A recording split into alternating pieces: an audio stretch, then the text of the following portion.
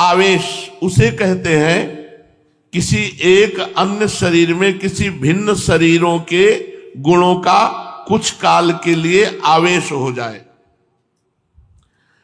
प्राय लोक में अगर आवेश आता है तो भूत प्रेत का आता है, भगवान का आवेश तो आता नहीं है।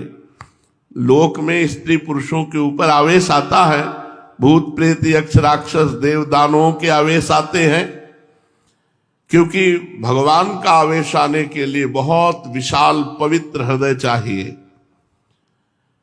जो जैसी स्थिति का होता है उसके ऊपर वैसा ही आवेश होता है। देवताओं का आवेश सात्विक प्रकृति के लोगों के ऊपर आवेगा, यक्ष राक्षसों का आवेश राजसिक प्रकृति के शरीरों में प्रकट होगा, और जो घोर तामसिक प्रकृति के पुरुष है उनके शरीरों में भूत पिशाचों का आवेश आता है। सभी के शरीरों में आवेश हो ये बात नहीं, कभी किसी बिरले ही शरीर में आवेश हुआ देखा जाता है। वो क्यों होता है, किस प्रकार होता है, इसका कोई निश्चित नियम नहीं।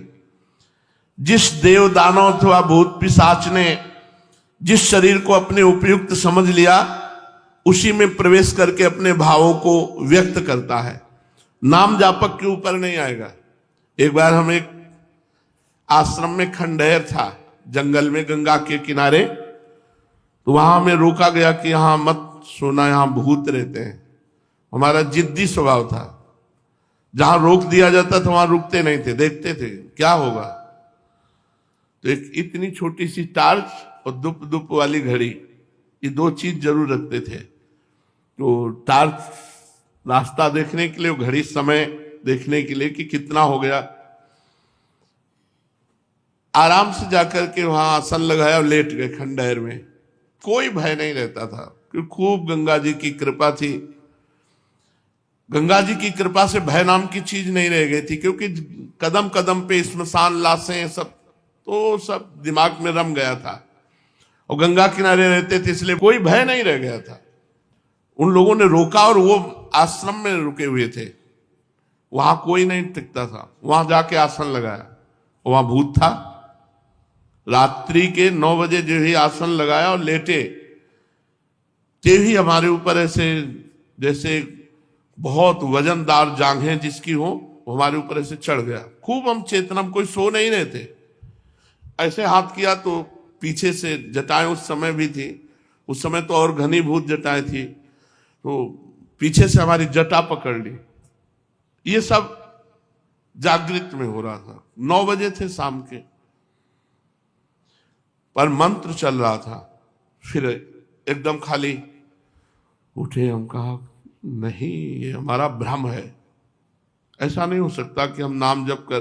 तो पवित्र प्रेत भी होते हैं, जैसे भाई जी से हनुमान प्रसाद पोद्दार जी के सामने प्रकट हुए पारसी, तो कहा कि आप डरना मत। तो उनका मैं डरूंगा क्यों, बोले मैं प्रेत हूं। तो भाई जी को कुछ ऐसा लगा कि प्रेत सामने खड़े थे, तो उनका मैं आपके पास उद्धार कराने के लिए आया हूं। तो भाई जी ने कहा मैं गीता पाठ करके आया। तो बोले हमें गीता कंठस्थ है।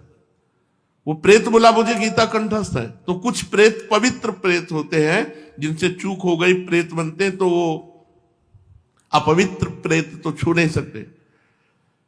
बाहर निकले, एक महुआ का पेड़ था, खड़े हुए, नहीं प्रेत नहीं हो सकता। फिर जाके लेट गए, बहुत जिद्दी स्वभाव। अब जाके लेटे तो छाती पे चढ़ के ऐसे श्वास रुकने लगी, इतना वजन एकदम ऐसे ऐसे। उस समय जो भगवान शिव का मंत्र चल रहा था उसकी रफ्तार बढ़ाई, तुरंत फिर अलग। हम कहा अब दोबारा हिम्मत नहीं करेगी, अपना आसन समेटा और जहां सब लोग लेटे थे वहां गए। तो बोले आ गए। हम कहा वहां प्रेत है, तो बोले बताया तो पहले था आपको। तो हम कहा हमें अनुभव करना था, वहां है वहां है। तो ये जो प्रेत आदि हैं ये कुछ बिगाड़ नहीं सकते यदि भगवान नाम चल रहा है, मंत्र चल रहा है। और भगवत आवेश होता है त्रिगुणातीत हृदय में। प्रेत आदि जैसे अंदर प्रवेश कर जाते हैं तो तमोगुणी रजोगुणी हृदय में, भगवत आवेश होता है त्रिगुणातीत अवस्था में। जिस प्रकार पृथ्वी को दुष्ट क्षत्रियों के अत्याचार से पीड़ित देखकर भगवान परशुराम के शरीर में भगवान का आवेश हुआ और पृथ्वी को दुष्ट क्षत्रियों से हीन करके शीघ्र ही वो आवेश अदृश्य हो गया।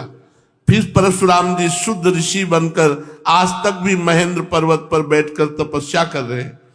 इसी प्रकार आवेशावतार किसी विशेष कार्य की सिद्धि के निमित्त होता है, अधिक दिन तक ठहरता नहीं। द्रौपदी के चीर खींचने पर भगवान का चीरावतार भी हुआ था, पर वो थोड़ी देर के लिए द्रौपदी की लाज रखकर वो अदृश्य हो गया।